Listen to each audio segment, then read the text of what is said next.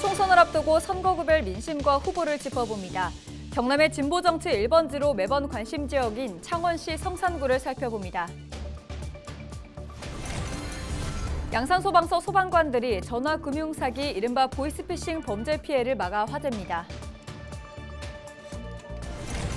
정부가 노후계획 도시 정비특별법 시행을 예고했습니다. 앞으로 어떤 변화가 기대되는지, 이 특별법은 어떤 내용인지 짚어봅니다.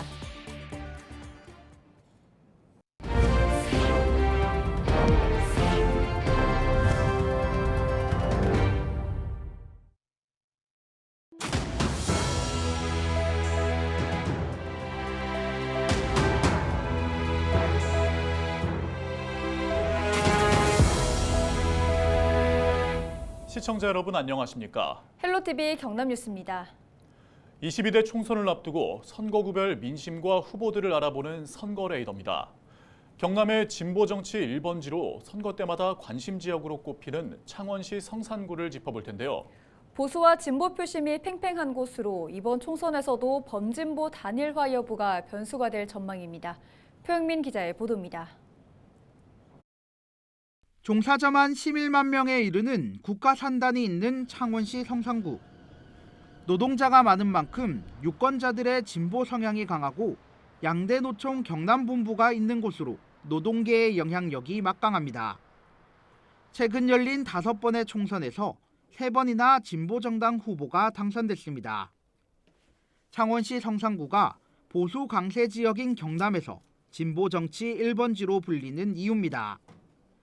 하지만 지난 21대 총선에서는 진보정치 1번지라는 말이 무색해졌습니다. 당시 민주당과 정의당 간 분열로 단일화에 실패하면서 보수정당 후보에게 자리를 내준 겁니다. 미래통합당 강기훈 후보는 진보 성향 유권자들의 표가 분산되면서 여영국 후보를 12% 이상 차이를 내며 승리했습니다. 앞서 단일화가 무산됐던 19대 총선의 결과가 재현되면서 범진보 단일화 없인 선거 승리도 없다는 공식이 확인됐습니다.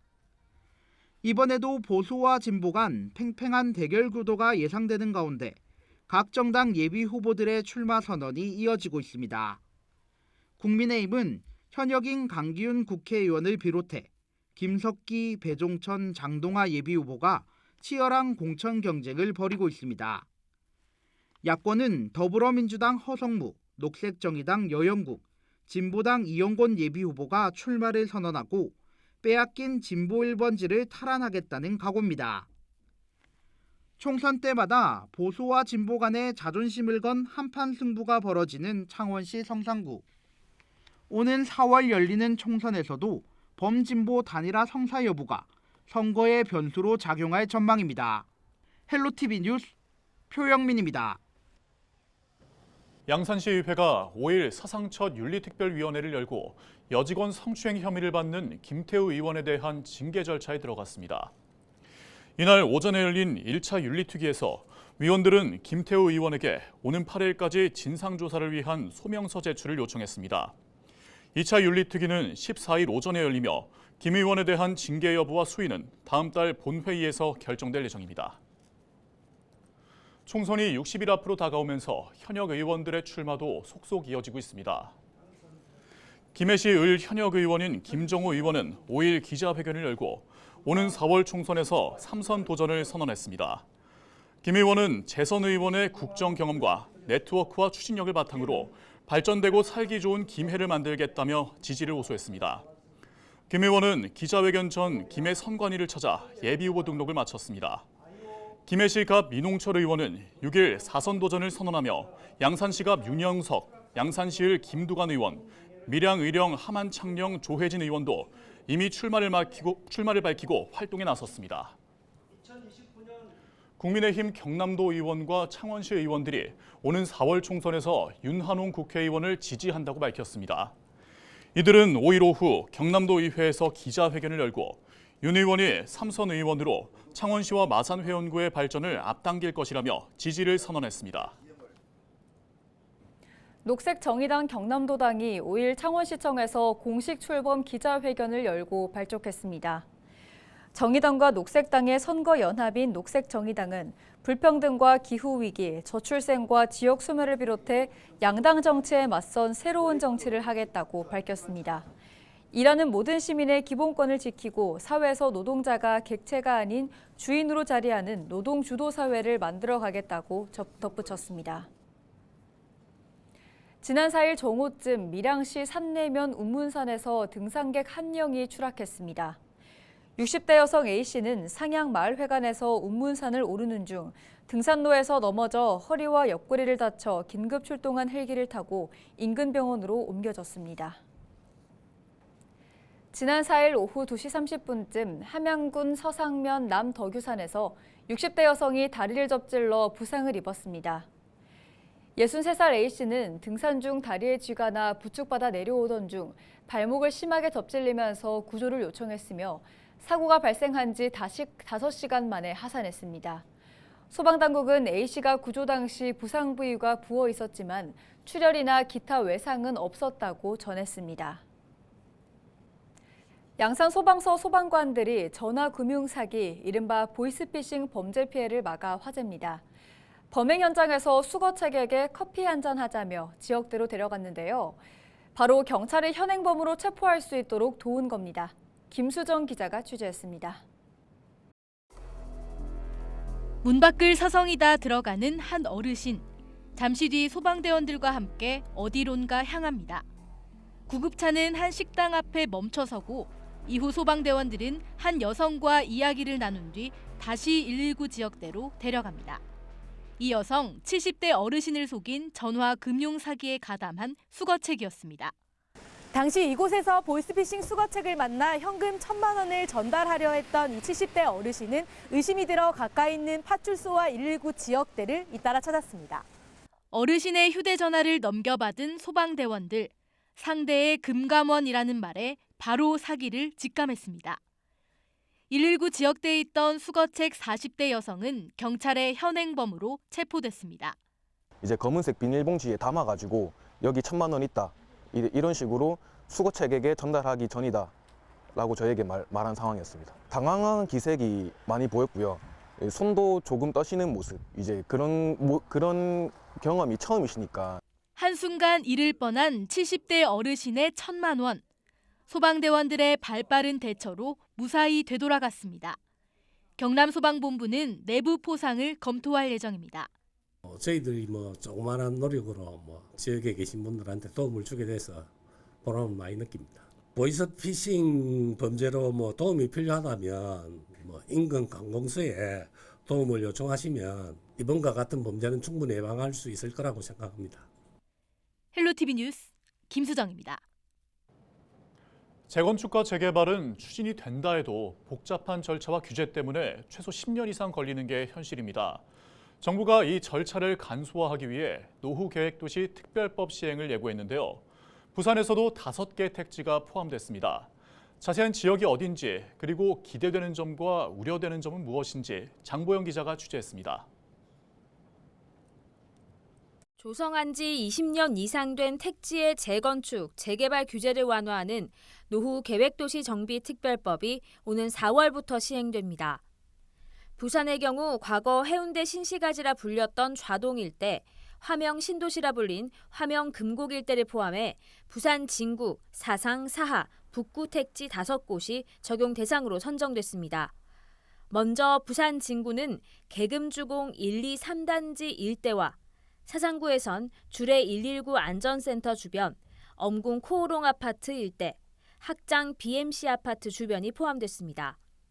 사하구는 1996년까지 조성된 다대동 택지지구가 모두 포함됐고, 북구는 덕천 3동 주민센터 일대와 덕천 도계공 아파트 주변, 만덕 럭키 2차, 동문 굿모닝 힐 아파트 일대, 금곡 북부산 농협 부근과 화명 이동 행정복지센터 일대가 적용 대상입니다. 노후 도시특별법 대상지가 되면 재건축, 재개발의 첫 관문인 안전진단이 면제됩니다. 또 건폐율과 용적률이 완화되는데 이렇게 되면 동별 간격이나 아파트 층수에 큰 제한이 없어 고층 아파트를 지을 수 있습니다. 절차가 축소 완화되면서 사업 진행도 약 3년 가까이 빨라질 수 있습니다. 하지만 문제는 사업성이라는 지적도 나옵니다. 최근 건설 경기가 어려워지면서 부산 곳곳에서 시공사가 조합원에 억대 추가 분담금을 부과하며 법적 대응을 이어가는 사례가 늘고 있습니다. 단순히 절차의 완화보다는 조합원의 분담금을 줄일 수 있는 사업성이 변수로 작용하고 있다는 분석입니다.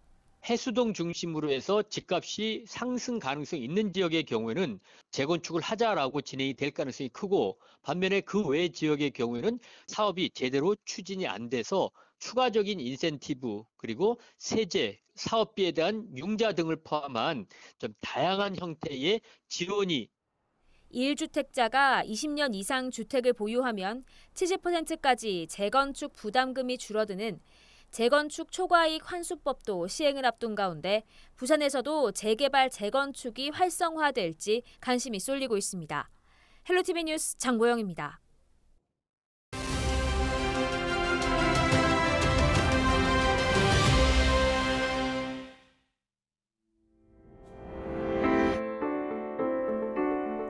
지난해 지역신용보증재단이 소상공인들을 대신해 갚아준 은행 대출이 1조 7천억 원을 넘어섰습니다. 전년에 비해 3배 이상 급증했는데요. 고물가, 고금리의 부담으로 은행 빚을 갚지 못하는 소상공인들이 늘어나고 있다는 얘기입니다. 자금난에 내몰려 빚조차 갚지 못하는 중소기업도 폭증하고 있습니다. 지난해 국내 주요 은행에서 돈을 빌린 중소기업이 연체한 원리금난 1년 새 5조 원 이상 늘었습니다. 소상공인과 중소기업이 빚에 쪼들리는 주된 요인은 고금리 여파 때문인데요. 금융 상환 시기가 도래했지만 코로나 사태 이후 매출 회복이 더딘 상태에서 은행 빚을 갚을 여력이 없는 소상공인들이 적지 않습니다. 연 10%가 넘는 금리에도 이금융권을 찾는 소상공인과 중소기업이 늘고 있어 사상 최대 법인 폐업 기록이 올해 넘어설 것으로 예측되고 있습니다. 불황보다 무서운 것이 고금리로 인한 금융 부담이라고 합니다. 자영업자와 가계부채 축소를 위한 장기적인 계획 마련이 필요합니다. 중소상인과 금융소비자단체 회원들은 당장 어려움을 겪고 있는 한계 채무자와 자영업자의 상환 부담을 경감할 것을 호소하고 있습니다. 데일리 브리핑이었습니다. 5일 오전 10시 50분쯤 사상구 주례동의 한 대학 창고에서 불이 났습니다. 불은 창고에 보관된 사무실 집기와 건물 일부를 태워 소방서 추산 500여만 원의 재산 피해를 낸 뒤 30분 만에 진화됐습니다. 화재 당시 내부에 사람이 없어 다행히 인명피해는 발생하지 않았습니다. 소방당국은 정확한 화재 원인을 밝혀내기 위해 합동감식을 실시할 예정입니다. 경상남도가 장애 자녀를 돌보는 취약계층 부모에게 건강검진 기회를 제공합니다. 도는 예산 2,200만 원을 들여 기초생활의료급여 수급자 가운데 장애 정도가 심한 장애인 자녀를 둔 부모 또는 조부모에게 건강검진비를 지원한다고 밝혔습니다. 마산의료원과 창원 경상대병원 등 6개 공공의료기관에서 본인 부담금 2만 원만 내면 28개 항목 80여 종의 검진을 받을 수 있습니다. 국립부산과학관이 설 연휴 상설전시관 무료 입장과 특별 체험 행사를 진행합니다. 오는 9일부터 12일까지 국립부산과학관을 찾은 관람객들은 상설전시관 입장권을 무료로 발급받을 수 있습니다. 이 기간 가오리연을 통한 비행의 원리를 주제로 한 특별 해설 프로그램도 운영됩니다. 과학관은 또 민속놀이 체험과 기념품 만들기 등 설날맞이 민속놀이 가족 체험 행사를 진행한다고 밝혔습니다. 설명절을 앞두고 익명의 기부자가 5일 창원시 의창구를 찾아 10kg 쌀 50포를 기탁했습니다. 의창구는 이날 전달받은 쌀을 지역 어려운 이웃 50세대에게 전달할 예정입니다. 익명의 기부자는 지난 2023년에도 어려운 이웃을 위해 백미 150포를 기탁하면서 꾸준한 이웃사랑을 실천하고 있습니다. 지난 1일 원전 인근 23개 지역의 방사선 비상계획구역 지원을 위한 지방재정법 일부 개정 법률안이 국회 본회의를 통과했습니다. 개정안이 통과하면서 원자력 방제 책임 의무를 져왔던 방사선 비상계획구역 내 기초지자체에도 세원의 35%에서 20% 범위 내에서 지원금을 균등 배분할 계획입니다. 이상으로 뉴스를 마칩니다. 함께해 주신 여러분 고맙습니다.